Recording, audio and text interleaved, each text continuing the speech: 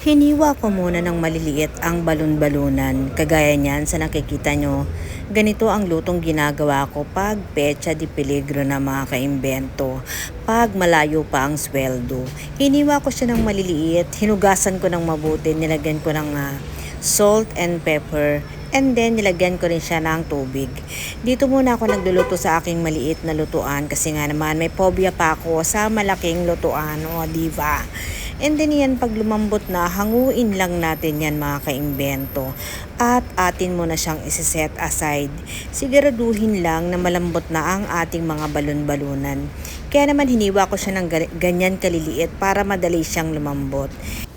And then sa same pan, maglagay tayo ng olive oil para sapat na panggisa sa ating mga bawang at sibuyas. Inuna ko na yung bawang. Bali yung bawang ko is 4 cloves lang ng garlic. Isaute lang natin yan hanggang mag-caramelize ang ating garlic bago natin isunod ang ating sibuyas.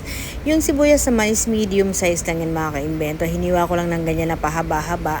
And aantayin lang natin yan lumabas ang aroma at mag-caramelize din ang ating bawang at sibuyas bago naman natin isusunod itong ating balong-balunan na ating pinalambot kanina, o diba? And then naglagay din ako sa kanya ng 1/4 cup ng oyster sauce. And then lalagyan din natin siya ng soy sauce. 1 tablespoon lang ng oyster sauce mga kaimbento. And then itong ating liquid seasoning 1 teaspoon, and ang ating pamintang durog, depende na sa inyong panlasa. Garlic powder 1 teaspoon, paprika powder 1 teaspoon, and ang ating chicken cube, isang piraso lang mga kaimbento. And then lagyan natin siya ng tubig para lumambot pa ng husto ang ating mga balon-balunan. And then nilagyan ko rin siya ng paprika powder 1 teaspoon lang. Makakapadagdag yan palasa sa ating gagawing ulam ngayon, o diba? Kahit saan ni partner itong ulam na to is pwede. And then nilagyan ko rin siya ng kaunting salt. And then nilagyan ko rin siya ng asukal 1 tablespoon. At bago natin isunod ang ating mga atay, itong atay naman is kalahating kilo lang yan mga kaimbento. Yung ating naman balon-balunan is kalahating kilo lang din. And then hayaan nating maluto ang ating atay at balon-balunan. Pag naluto na, iset aside muna natin, ilagay natin sa ating pan na magkakasya ang ating mga lulutuin ngayon. And then naglagay tayo dito ulit sa ating pan ng mantika, asin at tubig. Pakukuluan natin tong pansit. Ito yung egg noodle na nabili ko lang dito sa ating katabi ng aming salon. And then yan, pagkaluto ng egg noodle is i-drain natin yan, tatanggalin natin yung tubig. Kasi yung pansit lang ang lulutuin natin. Alam nyo mga kaimbento, gumawa lang ako ng paraan para maluto ko tong pansit. Kasi nga naman, hindi pa ako nagluluto sa malaking kalan. Kasi natatakot pa akong magluto. And then ihalo na natin dito sa atay balon-balunan yung ating nilagang pansit. Ganun pala yun mga kaimbento pag nakaranas kang masaktan, para nagkakapobya ka, diba? Lalo na siguro sa pag-ibig, o diba? Hugot pa ang lola nyo. And then yan, maglagay ulit tayo ng olive oil dito sa ating pan na pinaglulutuan, electric fan,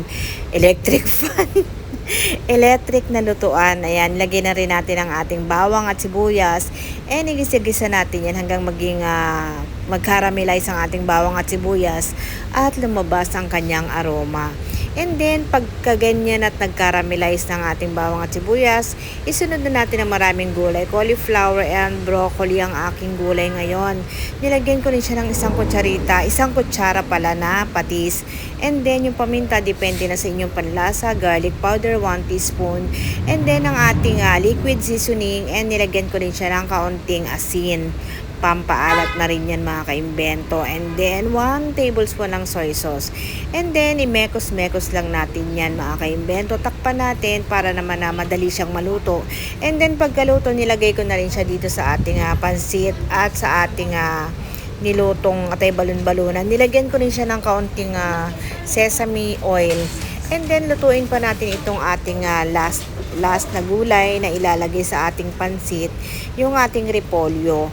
And then yan, gisa lang natin yan. Huwag na natin lagyan ng mga pampalasa kasi may pampalasa na yung pansit at ang ating atay balon-balunan.